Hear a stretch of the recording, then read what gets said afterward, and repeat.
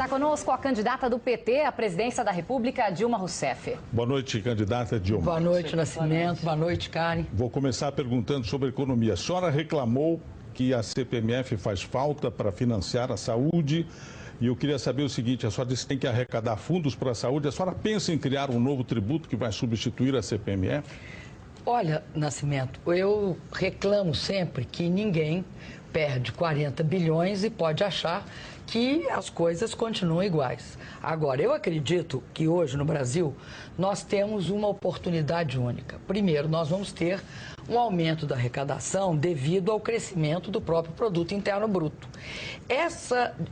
Esse aumento eu acho que tem de ir prioritariamente para a saúde.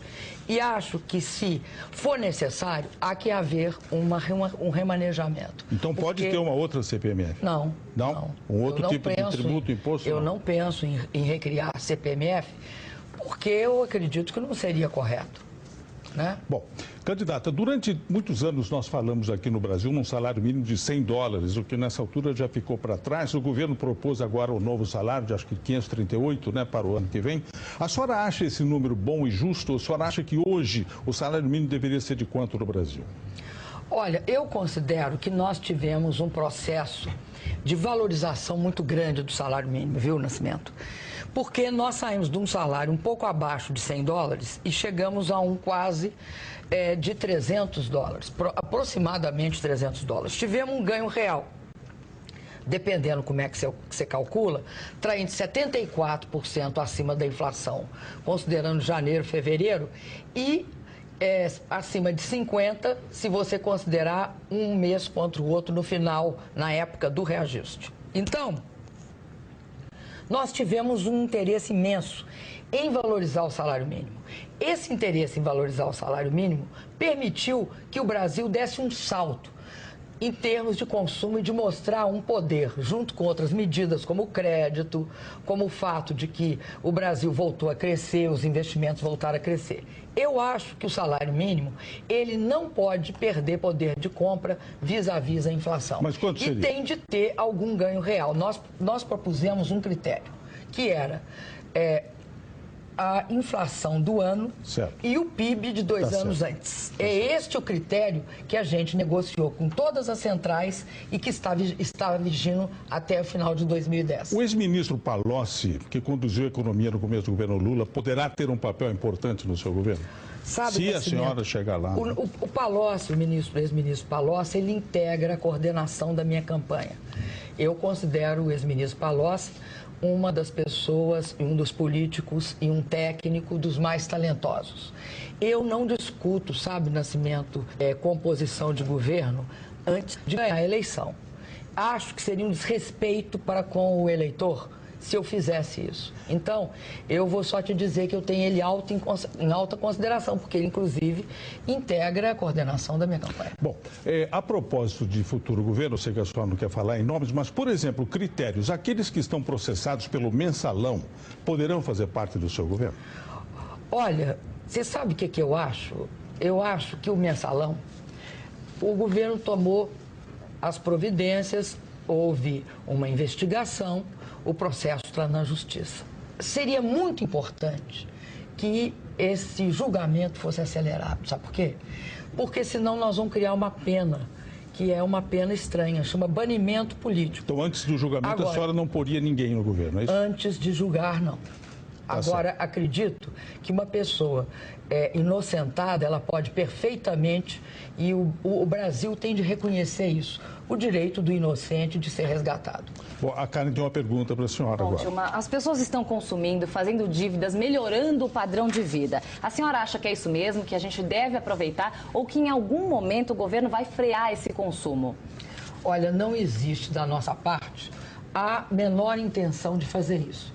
Eu estava olhando um dado, Karen, e vi que o crédito no Brasil, ele saiu de, vamos arredondar para 400 bilhões de reais em 2002 e foi para algo estoque, como 1 trilhão e 500 bilhões de dólares. É isso que tornou o Brasil capaz de crescer a 7%. Incluir as pessoas na compra do primeiro carro, incluir na casa, incluir na compra da geladeira, do computador. Esse é um processo virtuoso. Ele veio para ficar. O Brasil pode sim crescer a 7%. Mas não pode acontecer a mesma coisa que nos Estados Unidos, com a crise que houve lá? Você está falando na bolha? É, a bolha. Por exemplo, as famílias, hoje, metade das famílias, o IPEA disse hoje, está todo mundo endividado. Todos os dados no Brasil apontam, por exemplo, a bolha. O que caracterizou a bolha do Nascimento? A pessoa comprava uma casa, ela valorizava de uma forma não muito real, usava a casa, tomava um outro empréstimo, comprava um outro produto e assim ia indo uma bola de neve. Não é isso que ocorre no Brasil. O Brasil, inclusive, tem, eu acho, um nível de consumo e de endividamento dos mais baixos do mundo. Eu não concordo com os especialistas que dizem que tem qualquer indício de bolha de consumo hoje no Brasil. Pelo contrário, acho que as pessoas no Brasil estão iniciando o processo de poder fazer uma prestação, de pagar aquilo que quer, uma geladeira, um fogão, um ar-condicionado, até um celular, uma casa, um carro. Agora, eu quero fazer uma pergunta para a senhora, que uma pessoa me fez, uma senhora muito distinta na rua, ela disse assim: o Nascimento, nós brasileiros estamos muito ricos no bolso, mas cada vez mais pobres de valores. A gente não respeita mais o semelhante, as leis, as instituições, né? Estamos enriquecendo no dinheiro e pobres em valores. A senhora concorda com isso? Eu concordo em parte com ela. Acho que o Brasil tem uma das consequências desse período de quase 25 anos, em que nós não investimos, nós não garantimos qualidade de vida à população, eu acho que foi uma perda muito grande familiar, né, de valores familiares, Entendi. de dissolução da família. Então, eu acho hoje que o Brasil ele vai ter de fazer um duplo movimento. De um lado, nós temos de dar grande ênfase às questões materiais, sim, porque a pessoa tem de ter direito. Mas também nós temos de voltar a valorizar vários... Eu acho o seguinte: primeiro, colocar no centro da questão a família, porque o governo não dá conta sozinho. Tá certo. É preciso que o pai e a mãe protejam a criança e o A senhora jovem. concorda que a gente está rico no bolso, ficando rico, né? Mas eu acho que a pobre no gente valor. pode Tá. se enriquecer nos valores. Obrigado. Chegou a hora. Obrigado. Obrigada, Dilma. E depois do intervalo... Né, do qual a última notícia é sobre a filha de Serra, mas houve já antecedentes. Como é que a senhora se manifesta diante disso? Olha, Nascimento, vamos aos fatos. Um procurador vai à Receita Federal e, com um reconhecimento de firma num documento, que a Receita Federal não tem como, naquele momento, saber se é falso ou não, pede as declarações e elas são entregues. A partir daí, o que eu acredito, posto que pode ser fraudulento esse papel, esse documento, é que a Receita Federal e a Polícia Federal têm de investigar profundamente e tomar as providências devidas, fazendo aquela investigação rigorosa e punindo, se for o caso. Pois é, mas a Receita, houve outros vazamentos. Não, mas só um pouquinho. Aí, eu não entendo as razões, aliás, até algumas eu entendo, que levam o candidato da oposição a levar contra a minha campanha uma acusação tão leviana. Uma acusação que não tem provas nem fundamentos. Nós temos de ter clareza. Isso aconteceu em setembro de 2009. Ora, em setembro de 2009, a minha campanha não existia, porque eu nem pré-candidata era. E eu acho interessante e julgo que é muito importante que nesta eleição a gente tenha cuidado com leviandades e calúnias. Agora, deixa eu comentar uma coisa, entramos pessoal. com várias ações processando o candidato, meu adversário. Pois é. Inclusive, hoje entramos com mais 2 ações. Mas na eleição passada, a senhora se lembra muito bem, houve um fato confirmado de uma tentativa da compra de um dossiê por parte de pessoas ligadas ao seu partido. Portanto, a desconfiança dos seus oponentes, ela é válida, porque houve um precedente. Sabe, dessa vez pode estar acontecendo a mesma coisa, evidentemente. Posso te explicar uma coisa, Carlos Nascimento? Não é possível ilação dessa espécie. Por quê? A ser assim, eu levantarei também fatos passados na prática do PSDB, tais como o vazamento da dívida das dívidas de deputados junto ao Banco do Brasil, no momento que estava votando a emenda de reeleição do Fernando Henrique Cardoso. Quem mandou vazar?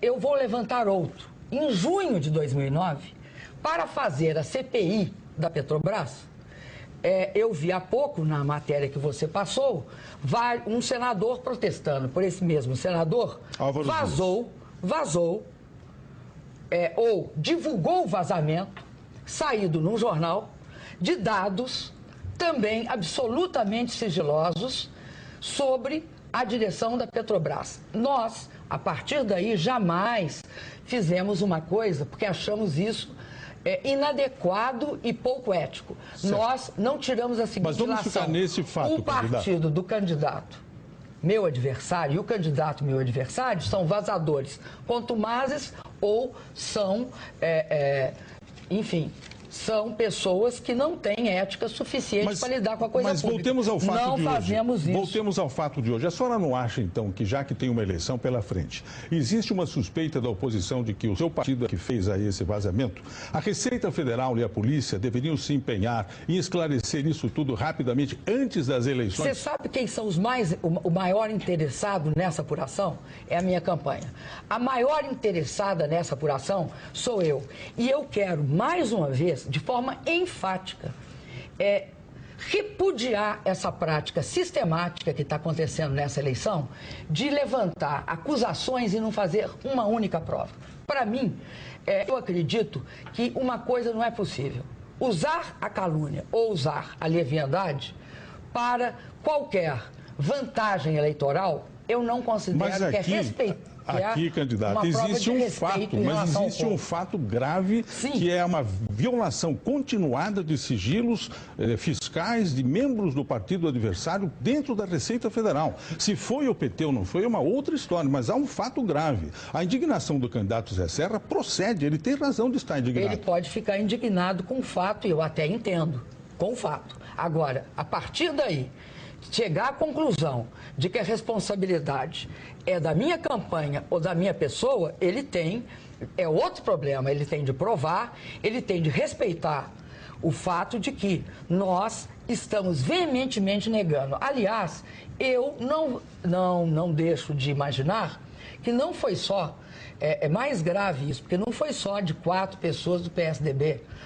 Pelo menos o que a imprensa divulga, de 140 pessoas, algumas das quais, ou a maioria, não tem nenhuma ligação política. Agora, se tem algum nível de mercantilização, como disse o secretário da Receita, um balcão de compra e venda de dados fiscais sigilosos, eu acho que tem de ser apurado de forma drástica. Antes da eleição? Antes da eleição.